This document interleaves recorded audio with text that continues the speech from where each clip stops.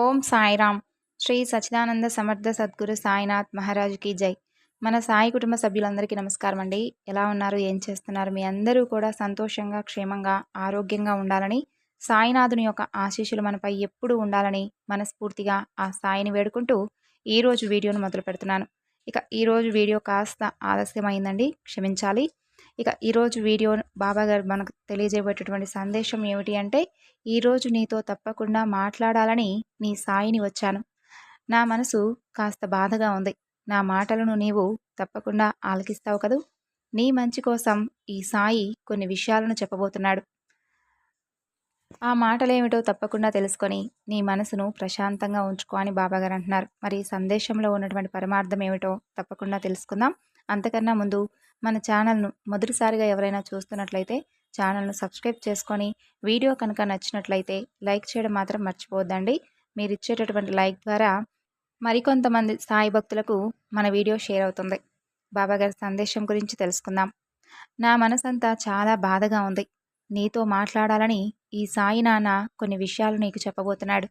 నీ మనసులో ఉన్నటువంటి భారం అంతా దిగిపోయేలా ఈ సందేశం ఉండబోతుంది.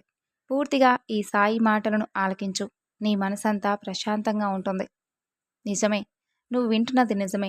ఈ బాబా మాటలు ఎప్పుడైతే నీవు పరిపూర్ణంగా వింటావో, వాటిని పాటిస్తావో, ఆ క్షణం నుండి నీ జీవితం అంతా బంగారుమయంగా ఉంటుంది. ఎలాంటి సమస్యలున్నా, ఎలాంటి కష్టాలున్నా అవేమీ నిన్నేమీ చేయలేవు. ముందు అవి నిన్నేమైనా చెయ్యాలి అని అనుకుంటే నన్ను అవి దాటిపోని నీ వద్దకు రావాలి. ఈ బాబా నీకు అడ్డుగా నిలుస్తాడు. నీ కష్టాలకు, సమస్యలకు నీకు ఎలాంటి హాని కలగకుండా నిరంతరం కంటికి రెప్పలా ఈ సాయి తండ్రి ఎల్లవేళలా రక్షిస్తూ ఉంటున్నాడు. కాబట్టే ఈరోజు నీవు ఇన్ని కష్టాలను, సమస్యలను ఎదుర్కొని మరి పోరాడగలుగుతూ, వాటి నుండి నివారింపబడుతూ జాగ్రత్తగా నిలుచుని ఉన్నావు అంటే అందుకు కారణం ఈ సాయి యొక్క ప్రోద్బలం. నీవు నమ్మినా, నమ్మకపోయినా నీ వెన్నంటే ఉంటూ ప్రతి క్షణం నిన్ను కంటికి రెప్పలా కాపాడుతూ వస్తున్నాను. నీకు ఏది అవసరమో, ఏది అవసరం కాదో ఈ సాయికి బాగా తెలుసు. కాబట్టి నీ జీవితానికి తప్పకుండా అవసరమైనది నేను అందివ్వకుండా అయితే ఉండను.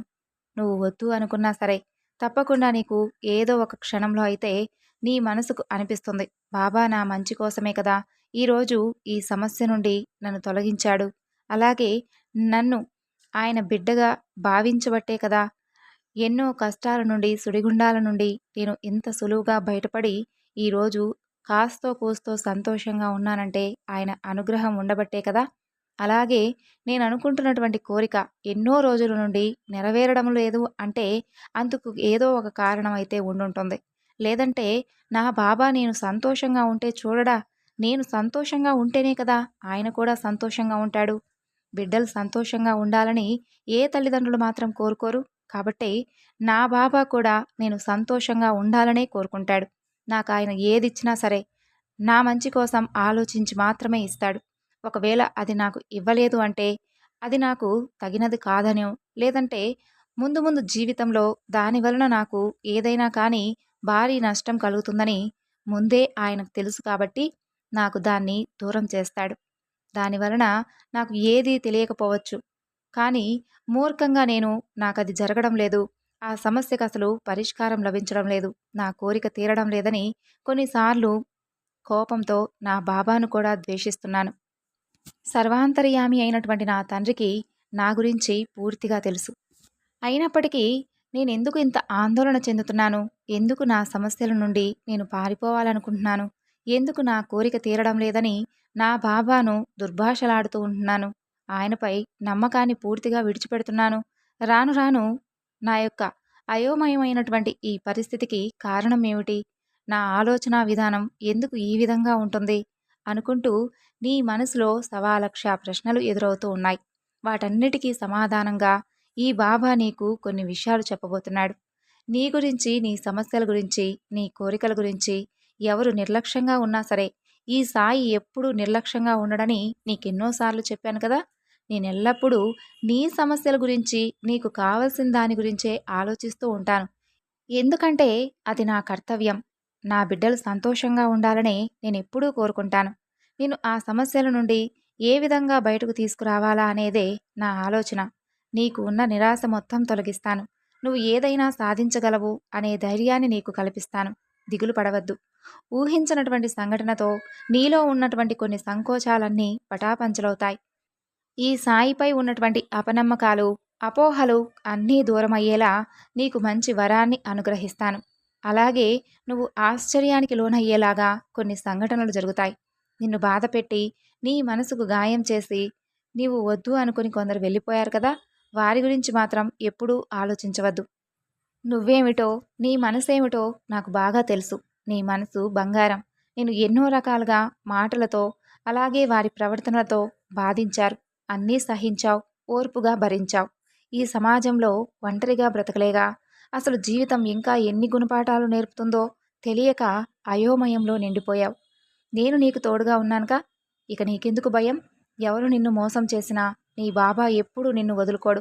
అలాగే నిన్ను మోసం చేయనటువంటి ఏకైక వ్యక్తి ఈ బాబానే. నిన్ను మోసం చేయడం అనేది నాకు నేను మోసం చేసుకోవడమే అవుతుంది. నీకు నేను ముందే తెలియజేసేలా ఎన్నో సూచనలు అందించాను. కానీ నీకప్పుడు ఈ బాబా మాటలు అర్థం కాలేదు.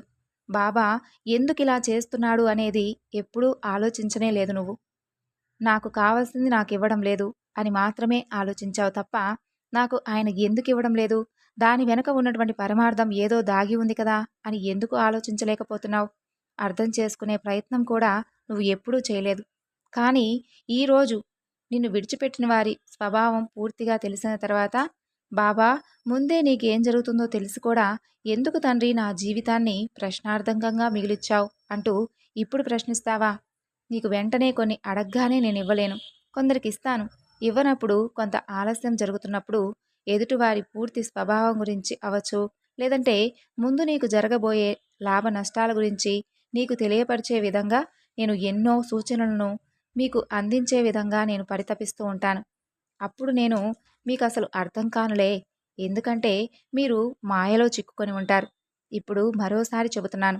నిన్ను బాధ పెట్టి నీ మనసుకు గాయం చేసిన వారి గురించి ఆలోచించి నిరాశకు గురి అవుతూ తిరిగి వారిని ఎలా బాధ పెట్టాలా అనే ప్రయత్నాలు మాత్రం మానుకో.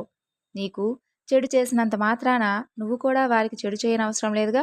వాళ్ళు చెడిపోయారు కాబట్టి కొలనులో ఉన్నటువంటి నీటి ప్రశాంతతను రాయి కేవలం అంటే కొన్ని క్షణాలు తాత్కాలికంగా చెడగొట్టవచ్చు. కానీ కాసేపటికే ఆ నీరు తేరుకొని స్వచ్ఛంగా నిర్మలంగా ఉంటుంది. అదే రాయి అడుగునే ఉండిపోతుంది.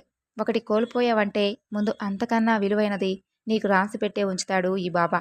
ఆలస్యం జరిగితే దానర్థం ముందుకు ఇంకా ఏదో మంచే జరుగుతుంది అని నువ్వు అర్థం చేసుకో. ఆలస్యం అవుతుందనే నిరాశను విడిచిపెట్టు.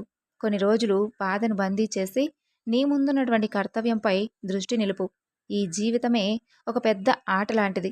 నీ ముఖం మీద చిరునవ్వుతో ధైర్యంగా ఆ ఆటను గెలవడానికి ప్రయత్నించు. జరిగిన దాని గురించి ఇక మర్చిపో. నీకేదైనా మంచే జరిగింది అని తెలుసుకో. ఇక నీ జీవితం ఏమీ అంధకారంగా మారిపోలేదు. నువ్వే మార్చుకునేటటువంటి పరిస్థితిని తెచ్చుకుంటున్నావు. నీకు జరిగిందంతా నీకొక అనుభవాన్నిచ్చింది కదా. నువ్వు అడిగిన వాటిని బాబా ఇస్తాడు. కానీ అవి నీకు సరైందా కాదా, స్వచ్ఛమైందా లేదా అని మాత్రమే చూస్తాడు. అది నీకు సరైందైతే, నీకు మేలు చేసేదే అయితే ఈ ప్రకృతితో పాటు ఈ సాయి కూడా సహకరిస్తాడు. ఇక భయపడవద్దు. నీకు తోడుగా నీ పెన్నిది కొండంత అండగా నీ సాయిని ఉన్నాను. నీ గతం గురించి మర్చిపో. అదంతా నాకు తెలుసుగా. కానీ అదే జరగకపోతే నువ్వు ఎప్పటికీ అలాగే వారి వలన ప్రతి క్షణం మోసపోతూనే ఉంటావు. వారి వలన బాధపడుతూనే ఉంటావు. నిన్ను నువ్వు తెలుసుకోలేవు. ఎప్పటికీ మంచి కొత్త మార్గాన్ని పొంది ఉండేవాడివి కావు. ఇప్పుడు ఇక నూతన జీవితంలో అడుగుపెట్టావుగా. ఇక నీ జీవితం అంతా మారిపోతుంది. నిన్నిలా చూస్తుంటే నిజంగా నాకు చాలా బాధగా ఉంది. కాబట్టే ఈ సాయి మాటలను వినైనా ధైర్యంగా ఉంటావని ఈ సందేశాన్ని నీకు తెలియపరుస్తున్నాను. నీకు గతం కంటే మెరుగైనటువంటి నమ్మకమైనటువంటి ఆనందాన్నిచ్చే జీవితాన్ని ప్రసాదిస్తాను. నన్ను నమ్ము. ఇక ముగిసిపోయింది, ఇంతటితో నా జీవితం, వారితోనే నా జీవితం అని ఎప్పుడూ అనుకోవద్దు. ముందు ముందు నీ జీవితాన్ని ఎంత అందంగా ఉండేలా ఈ బాబా చేస్తాడో నువ్వే చూద్దువు గాని. నీ అందమైన జీవితాన్ని కొందరు పాడు చేసే విధంగా నిన్ను మాటలతో బాధిస్తూ వారి స్వభావాన్ని చూపించి నిన్ను ఒంటరిగా విడిచిపెట్టిన వారిని, వారి గురించి ఆలోచిస్తూ నీ అందమైన జీవితాన్ని ముగించేస్తావా? నువ్వు చూడని జీవితాన్ని, పొందని ప్రేమను, అనురాగాన్ని, నమ్మకాన్ని కల్పించే బంధాన్ని తప్పకుండా కల్పిస్తానుగా. ఏం అద్భుతం జరుగుతుందో నువ్వే ఓర్పుగా చూడు అందుకు నేనేం చమత్కారాలను చేయను. నిన్ను ఒక్కటే చేయమంటున్నాను. నీ మనసుకు ప్రశాంతంగా ఉండే పనులు చేస్తూ జరిగిన దాని గురించి ఆలోచించవద్దు అంటున్నాను. సంతోషంగా ఉండండి. సో విన్నారు కదండి ఈరోజు బాబాగారి సందేశం. ఈ సందేశం మీ అందరికీ నచ్చింది అనుకుంటున్నాను. నచ్చితే తప్పకుండా మరికొంతమందికి షేర్ చేయండి. మరొక చక్కని బాబాగారి సందేశంతో మరలా రేపటి వీడియోలో కలుసుకుందాం. అంతవరకు నమస్కారం. ఓం సాయిరామ్. సర్వే జనా సుఖినో భవంతు.